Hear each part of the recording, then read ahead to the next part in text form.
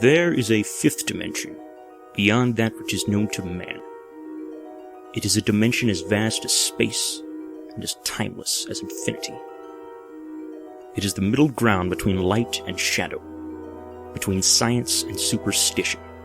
It lies between the pit of man's fears and the summit of his knowledge. This is the dimension of imagination. It is an area which we call the Twilight Zone.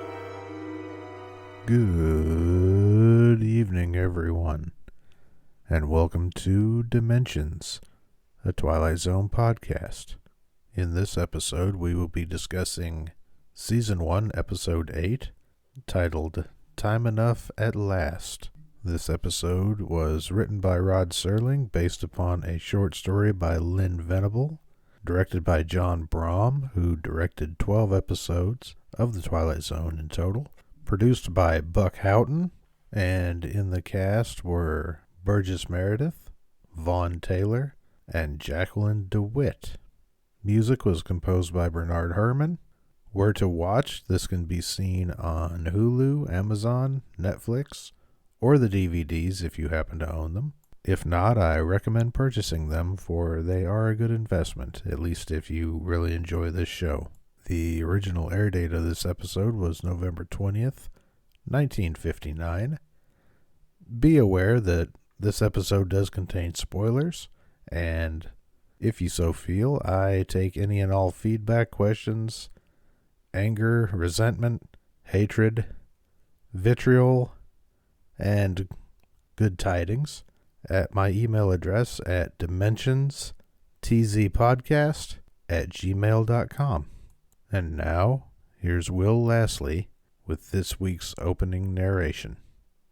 Witness Mr. Henry Bemis, a charter member of the Fraternity of Dreamers, a bookish little man whose passion is the printed page, but who was conspired against by a bank president and a wife and a world full of tongue-cluckers and the unrelenting hands of a clock. But in just a moment, Mr. Bemis will enter a world without bank presidents or wives or clocks or anything else. He'll have a world all to himself, without anyone. As always, the wonderful Will Lastly with the opening and closing narrations of the episodes of this podcast. Without him, it wouldn't be quite as good. So the episode deals with a man named Henry Bemis, who is played by Burgess Meredith, who is a diminutive little man in Coke bottle glasses, who is a bank teller with a passion for reading. Now, one thing I always enjoy while watching The Twilight Zone is the fact that back then you could have a man who was a bank teller, loan officer at a bank, some mid-level nobody in a typing pool in an office, and they somehow made enough money to support a family. Maybe no children, but at least, support a household with a wife. And I always enjoy that little bit of slice of Americana in all the episodes of this show and other shows like it at the time that, somewhat mirrored what actual life was in a parody of sorts like at that time in this country.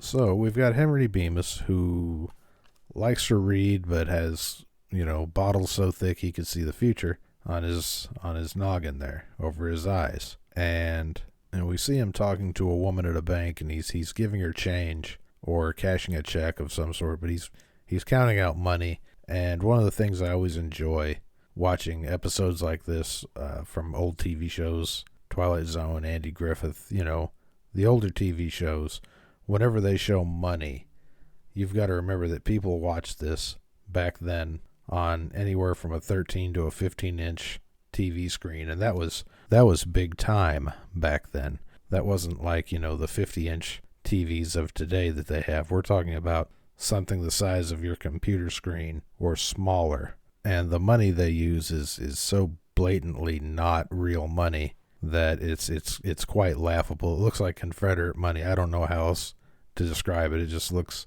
as fake as humanly possible. But once again, on a 13-inch, 15-inch screen, you're not going to notice, oh, the money doesn't look like real money. It looks like, Monopoly money. But, I digress. Shout out to Monopoly. one of the best board games for disrupting a happy home that was ever created by the Parker brothers. So good job on that. All I'm saying is if you're not getting angry while playing Monopoly with your family, the people you love, you're not doing it right. That's all I'm saying. So Bemis is counting money to a bank patron, and he miscounts and shorts her by $1 because he's too busy trying to read David Copperfield while sitting in his cage. And I don't know, I always kind of had issue with that part of the show because I'm thinking, he's hiding it on his lap trying to read while he's counting money. Like the reading is so important to him that he literally couldn't wait 15, 30 seconds to count out the rest of this money for this woman, because it's not like the bank was full. It was literally just her and like one other customer. And it's not like he had to give a book report by 5 about the book. He didn't. He was just doing it for fun. But in a half-hour time slot, they have to kind of drive home the narrative that this guy loved reading above everything else. That's his passion. That's his life. So, of course, he gets noticed by his boss and has to have a meeting with his boss, where his boss, played by Vaughn Taylor, who we will see in other episodes of the Twilight Zone on down the line, he gets yelled at by him for, being a not great employee, which, I mean, if he's sitting there reading David Copperfield while trying to count out 15 $1 bills to a woman and can't do it correctly, yeah, then I would assume he shouldn't be in that position. And the one thing I always kind of like about the scene where the bank president yells at Bemis is that the way Burgess Meredith plays it is it's almost played for laughs, and his nervous, anxious demeanor really plays well to kind of bring a little bit of levity to a bad situation. I mean, I guess you could see, that Henry Bemis is one of those people that tries to find humor in things that terrify him.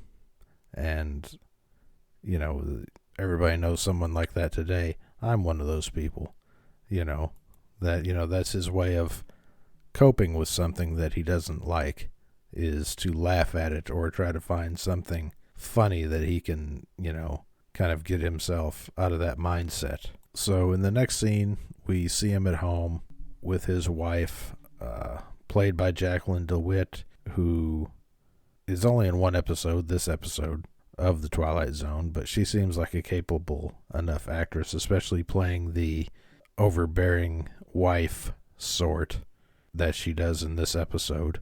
But you can tell that Bemis is totally henpecked, which, they have other terms for it that they use these days, but we won't go into that here.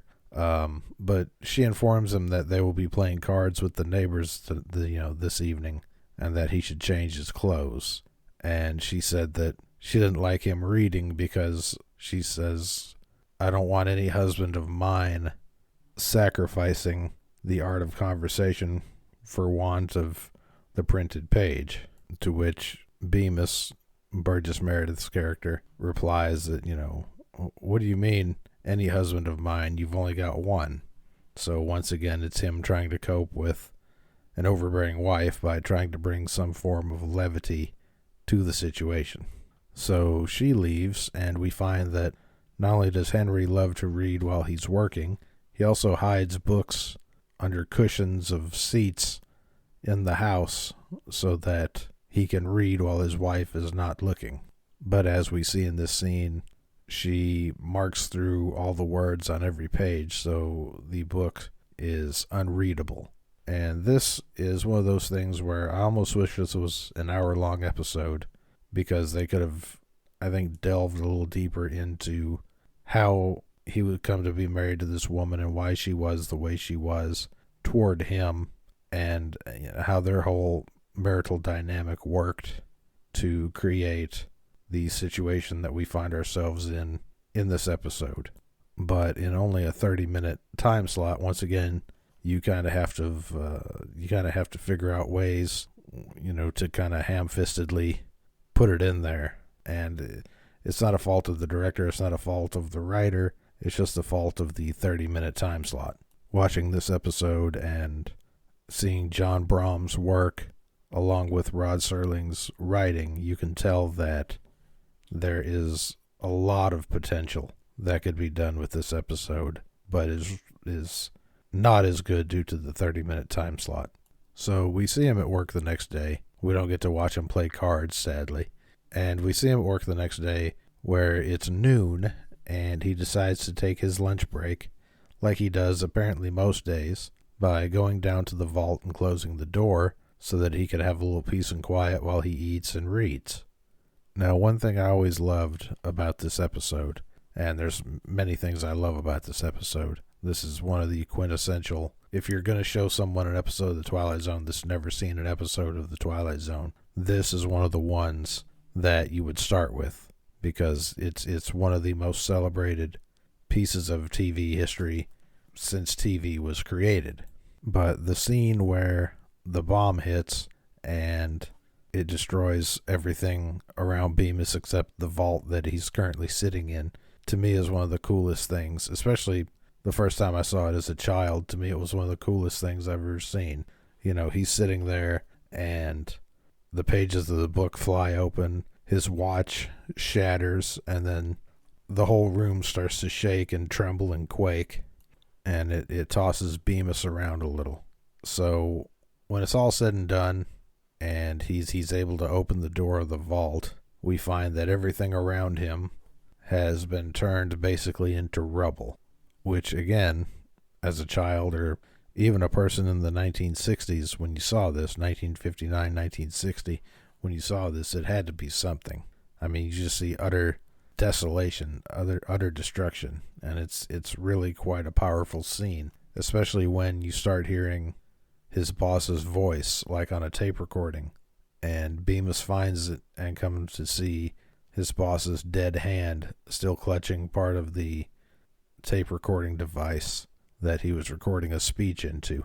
I imagine that was quite something to have seen back in 1959.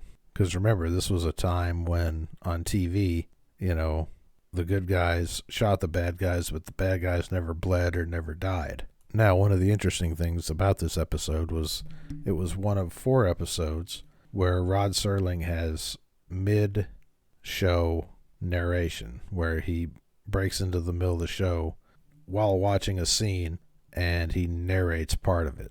Now, some of it is done to enhance the dialogue, enhance the story, you know, add richness to it, and sometimes it's done, I think, and you'll see in some of the other episodes that it happens in, it's done basically just to kill a little time, I think.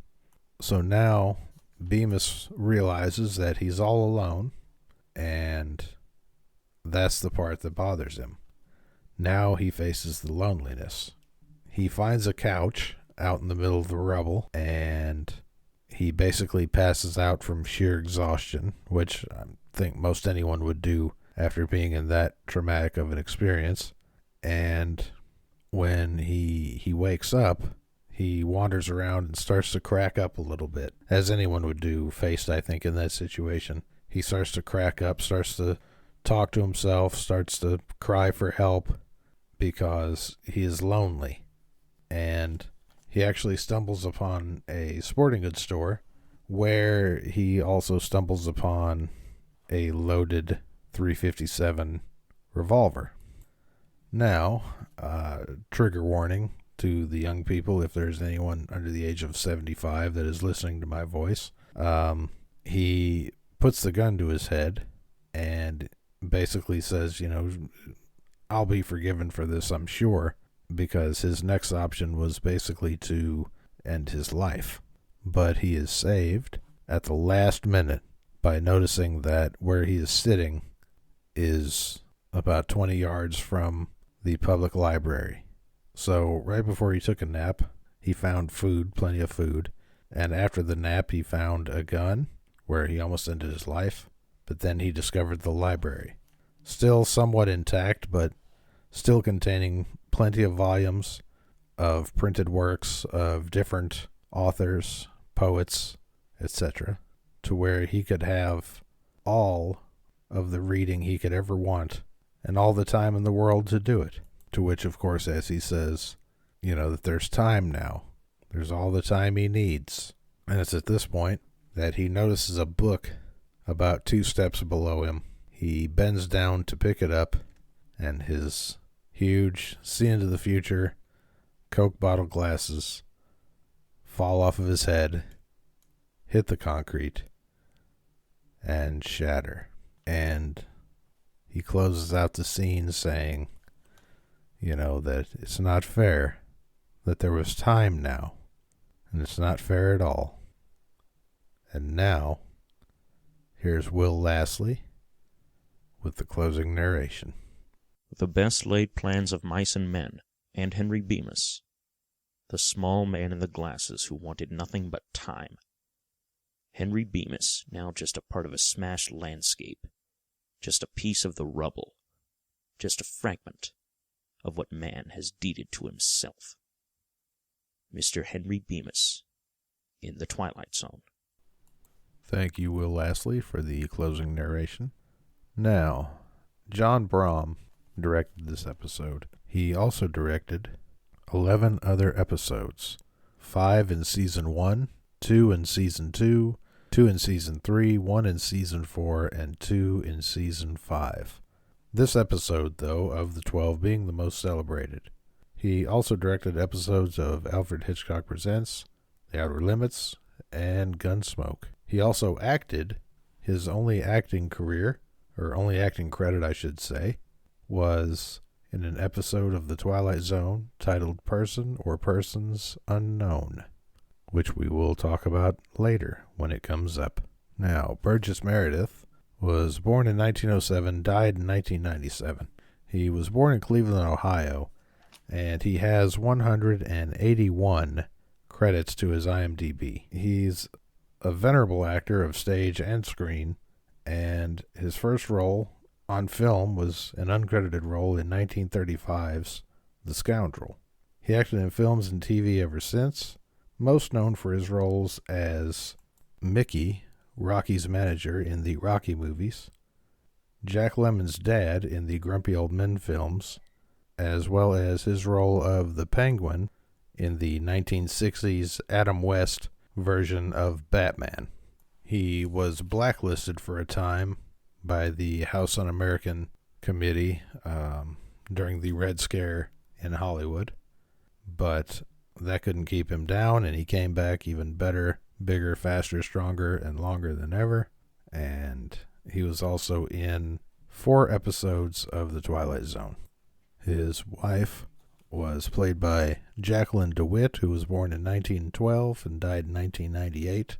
She was mostly just a character actress from the 40s. She was on stage in the 30s and then started in TV and film in the 40s with a total of 71 credits to her IMDb, which includes episodes of Suspense, The Danny Thomas Show, Wagon Train, One Step Beyond, as well as several movies. She did get distinction by being the only woman to ever play a wife to Bud Abbott in 1946's Little Giant.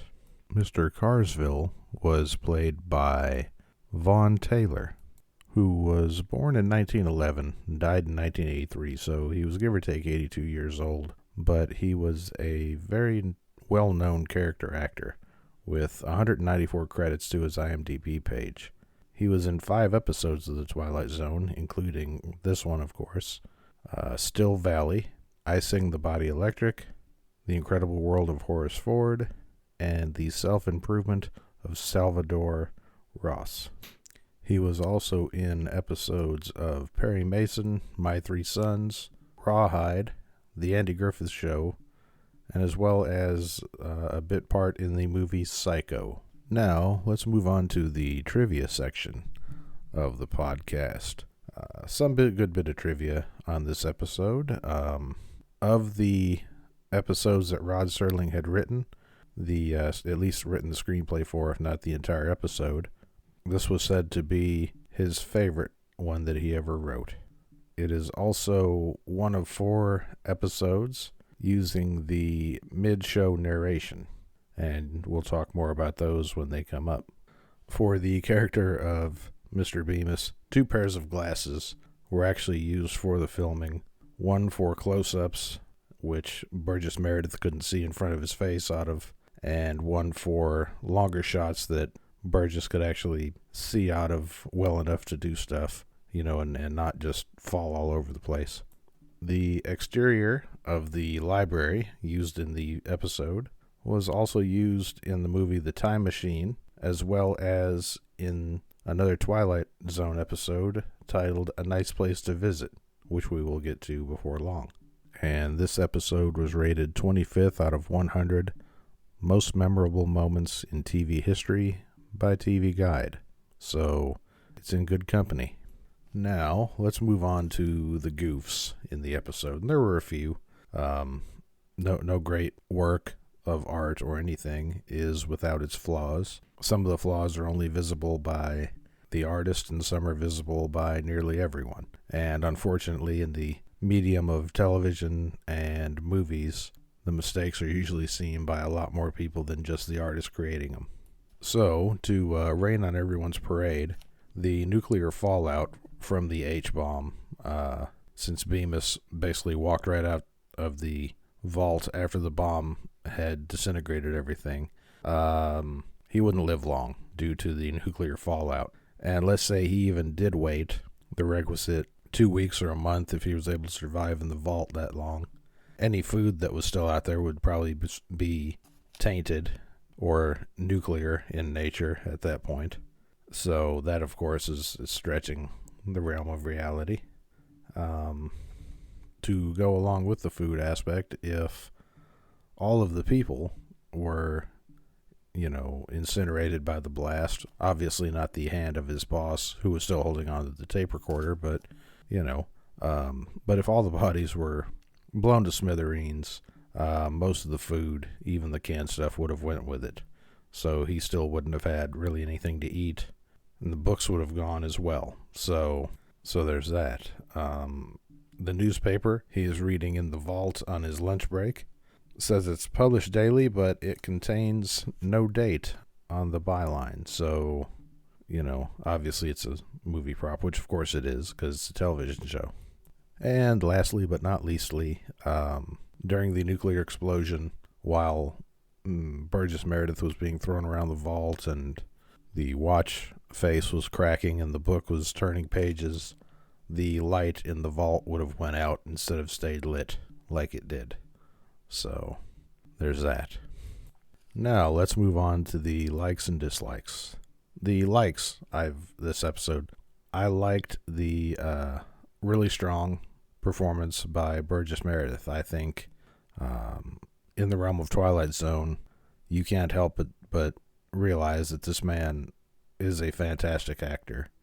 And, love him or hate him for any work he ever did. A lot of people don't like the Rocky movies or what have you. I know that's, he's most famous for that, or the Penguin from, the 60s Batman television show with Adam West. Love him or hate him, the man was talented as could be. And that's really seen in this episode, and I believe in the other episodes of the Twilight Zone that he appears in. And Obsolete Man being, to me, one of the strongest performances of anyone on an episode of the Twilight Zone in the entire run of the series. The direction by John Brom was really, really well done. Obviously a few mistakes here or there, what have you. That's not all his fault, so I would not lay the blame at his feet, but the direction, the way it all went, I think he did a phenomenal job, and he did it well enough to do 11 more episodes. So I think that's pretty good. And apparently I'm not the only one, because he won a Directors Guild Award for this episode. So, that speaks volumes right there. Another thing well done to me was the supporting cast, most notably Vaughn Taylor, who, like I said, we'll see again in future episodes. But they all played their part well, even though there was only a few. They played their part well. They did their job quite capably, and it shows. And last thing I'm going to talk about that I like in this episode was the theme, which reoccurs throughout the seasons of the Twilight Zone and the whole end of the world, what do you do in that situation sort of thing.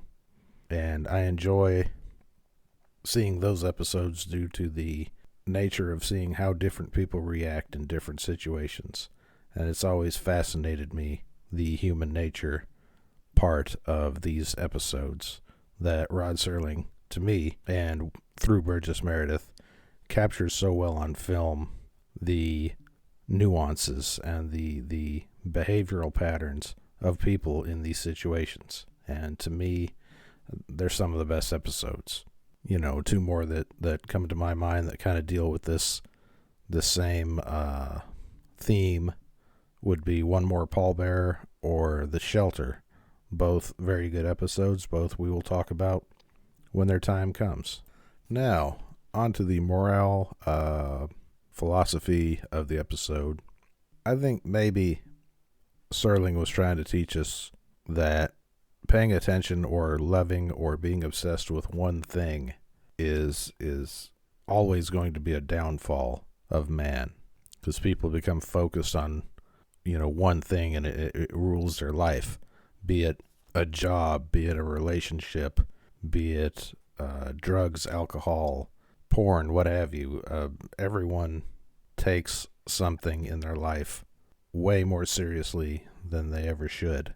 And I think Serling is, in a way, through the backdrop of nuclear war, showing us that this is to be obsessed with something, to be, you know, enamored to the point of shunning most other things in life.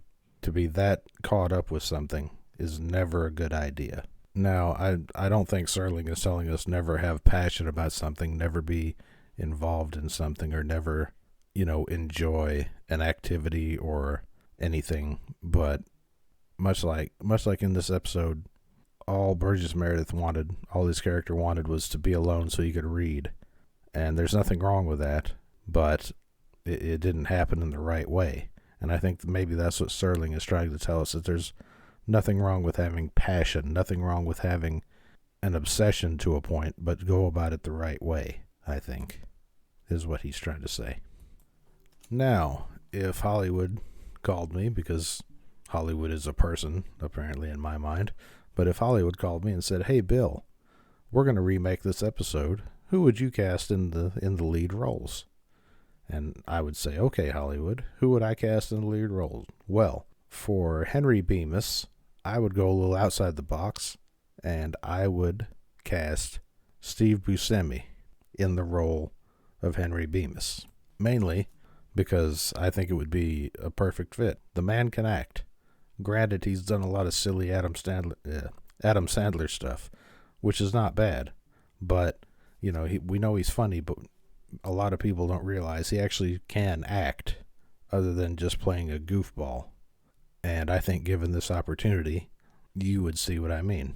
Now, for his wife, I would choose either Frances McDormand or Toni Collette. Both are extremely talented actresses, and both would fit the bill to a T, I think. And I would like to see the episode a little longer, just to flesh out their part a little more. Now, for the bank manager, I would say, let's go a little outside the box with this too. And we'll throw in Adam Sandler in there as the bank manager. Why not? We know he can act some. Granted, he still acts like a goofball, but he can actually act some, and we've seen that. Okay? Well, you know, if you've paid attention to movies in the last few years, you know, you've seen that Adam Sandler can actually act if given the opportunity. And I think this would be good, because it's just a lot of yelling mostly.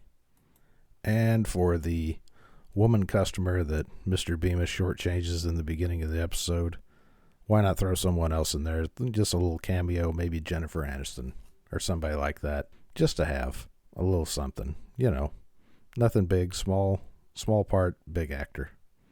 Why not? So that about does it for this episode. Next week, or next episode, I should say, we have the show Perchance to Dream, which is about a guy who has a nightmare and sees a psychiatrist. I won't give the spoilers away, of course, on this one, But give it a look and, let me know what you think. And with that, if you have any feedback, hatred, anything you want to send me, anything you want to ask, anything you want to say about previous episodes or future episodes to come, email me at DimensionsTZPodcast@gmail.com, and I will be sure to read them, and we will discuss them, and I look forward to hearing your viewpoints. So thanks for listening. The clock on the wall tells me it's time to go, and I will see you next time.